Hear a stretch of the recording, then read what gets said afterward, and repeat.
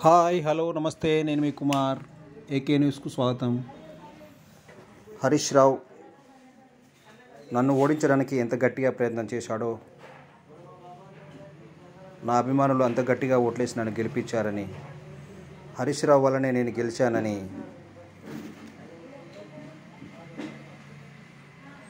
మీడియాతో రఘునందన్ రావు తన అభిప్రాయాన్ని పంచుకున్నారు. పార్టిసిపేట్ అయినటువంటి ప్రతి జర్నలిస్ట్ మిత్రునికి ప్రత్యేకంగా కృతజ్ఞతాభివందనాలు తెలియజేస్తా ఉన్నాను.